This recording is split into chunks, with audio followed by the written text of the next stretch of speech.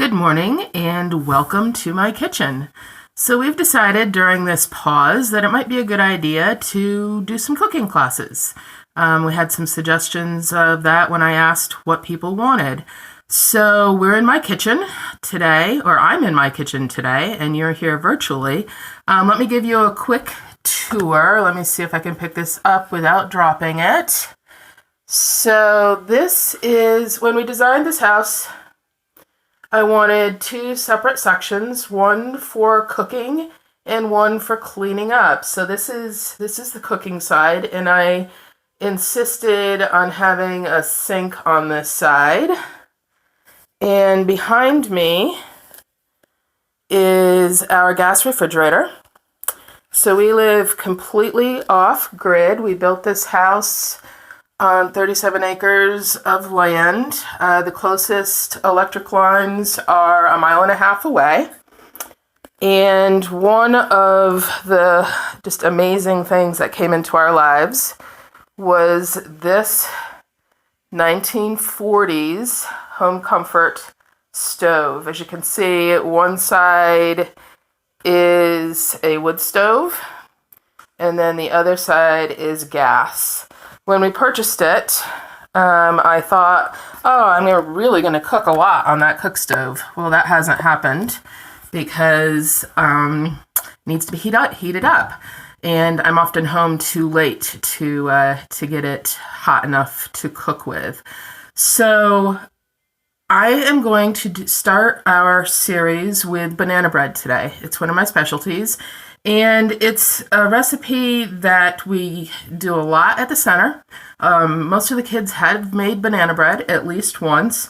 I use the Better Homes and Gardens recipe as the base, but as with everything, I switched it up a little bit. And I'm going to show you how you can add things or change things to your specific tastes. So we start always with 3 bananas. Measure how much the bananas ends up being. It's just 3 regular size bananas.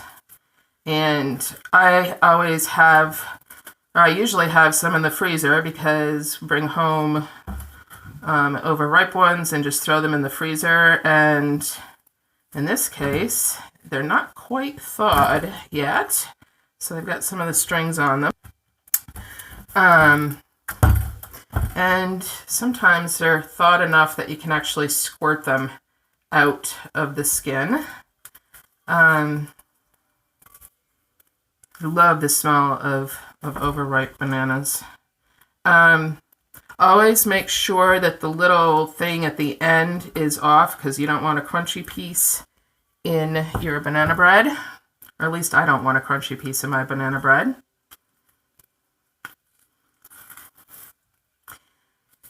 So, there we go with the 3 bananas. I'm going to run over here to wash my hands quickly. And I have always used a potato masher to mush my bananas.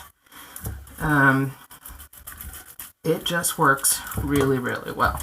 Actually, that was one of the first things that we got in the kitchen at the Deep Root Center kitchen, just because the kids were getting frustrated with trying to mash their bananas with forks. But potato masher works really well. I'll post all of the ingredients right with this video so you can see exactly what goes in here.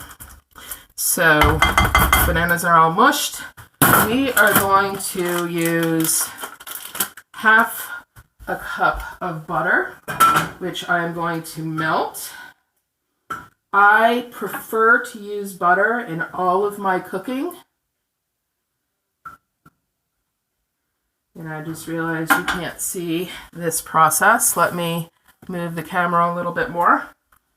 And this is an old stove. So we have to turn on the gas, and I use a welder's starter to start my stove. And we're just gonna get this melted down. Like I said, we use a lot of butter. It's just my preferred oil when I bake. And at the center, we were going through probably, I don't know, like 2 or 3 pounds a week.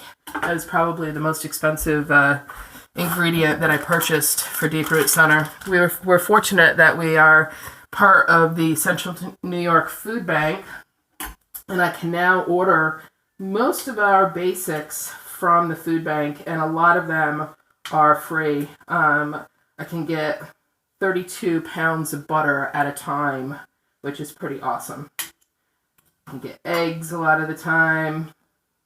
Another thing that we go through a ton of at the center.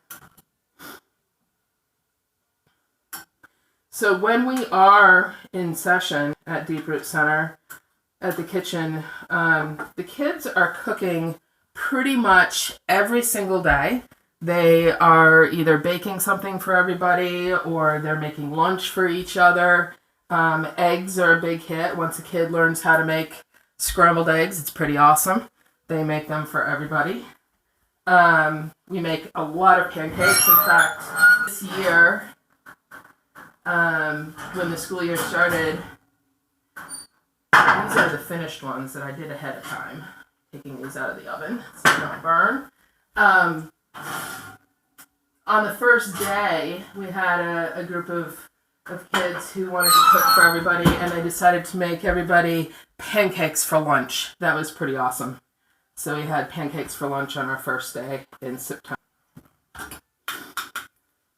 Okay, so our butter is melted, and I'm going to add that to the bananas. And give it a quick stir.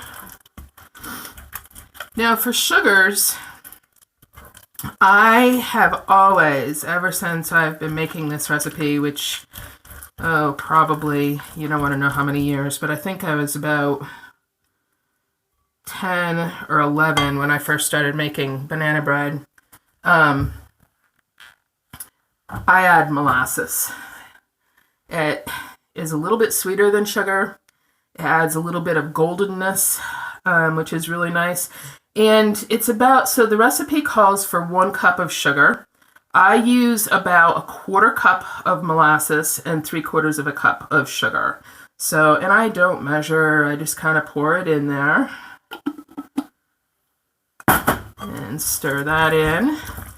And then we do need 3/4 of a cup of regular white sugar. So I've got the 1/4 cup here, so I'm doing 3 of the 1/4 cup. And we're stirring that in. Now when I'm at home cooking for myself, I don't crack my eggs into something separately. I just crack them right into whatever. But at the center, I always have the kids crack their eggs into a separate dish because they're newbies, and cracking an egg for the first or 10th time can sometimes be challenging, and sometimes we get eggshells into our baked goods. So I always have them crack one at a time into their little dish. Makes for more cleanup, but it's better than eating eggshells. And 2 eggs go into this recipe. I'm throwing things into my compost bin so I don't have a mess on my countertop here. And we're going to stir in those eggs. And I'm very fortunate that my husband works at the Potsdam Food Co-op. So I actually have not been in a grocery store in 7 weeks. 8 weeks, possibly. I don't know, I've lost track of time. And he brings home whatever we need from the co-op. And in that case, it was delicious organic eggs. We used to have our own chickens. At one point, I think our high number was 17. But we no longer have them, and I miss them horribly. Okay, so the next ingredient is our leavening agent. It's what's going to make it rise. So we need a teaspoon and a half of baking powder.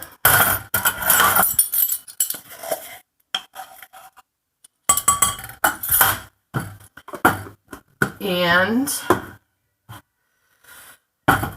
half a teaspoon of baking soda.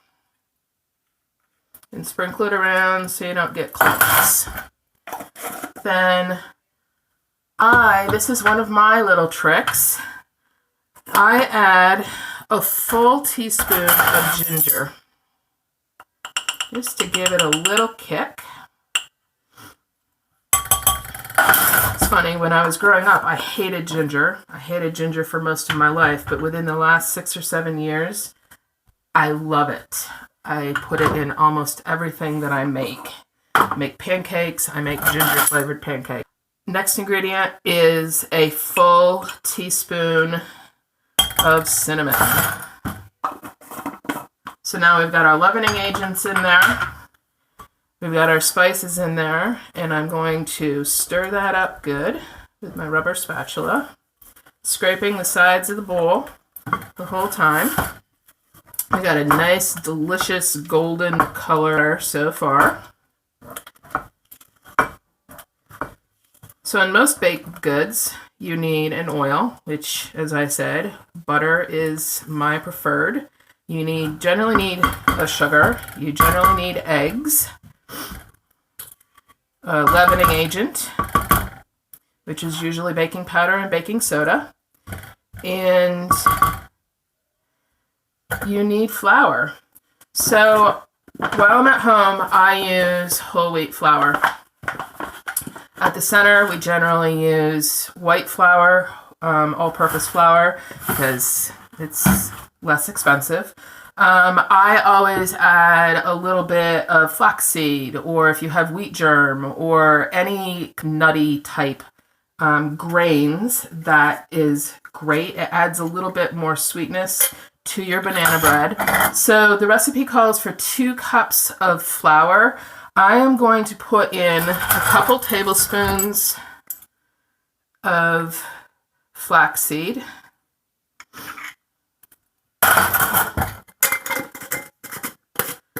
And then I'm going to put in 1 and about 3/4 cup of my whole wheat flour.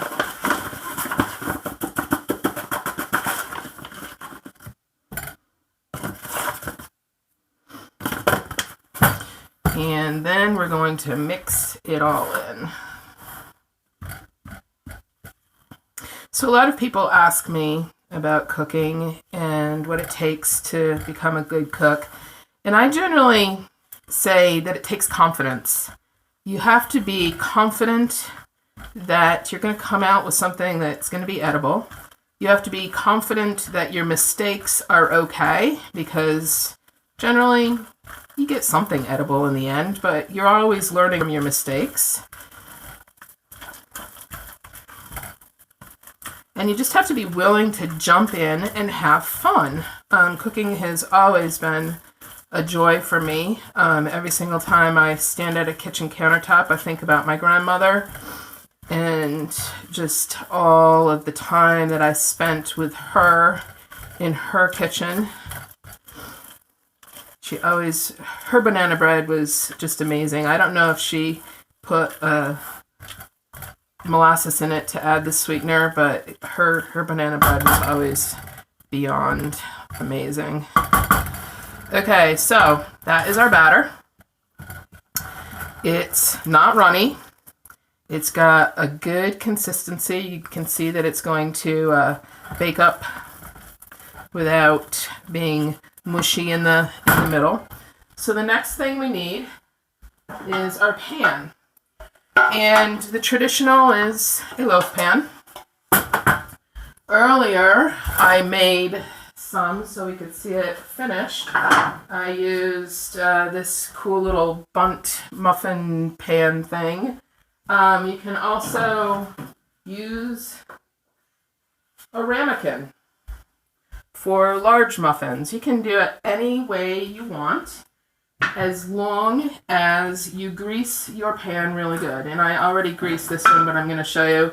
I generally, whatever I melted the butter in, I go through with a pastry brush, take more, and make sure that you get into all of the little crannies. And I prefer a pastry brush, and these silicone ones are fantastic. You can just get into every single little cranny. If you don't, your banana bread is going to stick in your pan. And that is not a fun experience. But it's one of those mistakes that you can make and learn. Okay, so I'm going to take this and put it into the pan.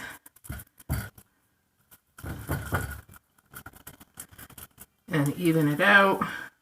I actually have, I think this loaf pan is a little bit smaller than a traditional loaf pan. So I've actually got a little bit more. So I'm going to make another little ramekin muffin.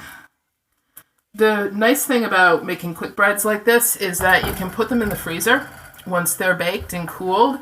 And you can have treats that stay fresh for whenever you want them. If you have a company coming over, once we're all able to be together again. So this is the banana bread in the loaf pan, and I am going to pop it into my oven. It generally takes about 45 minutes. The other cool thing about my oven is that it doesn't have a thermostat because it's a 1940s home comfort oven. So it generally just keeps getting hotter. And that's another thing about cooking and the confidence is that you have to just be able to intuitively know things when they're done. The smell test is always a good one. If it smells done, it generally is. So I'm going to see, I'm not going to try to take those out. I'm going to see if we can take out one of the ramekin muffins. Let's see if I greased it good enough.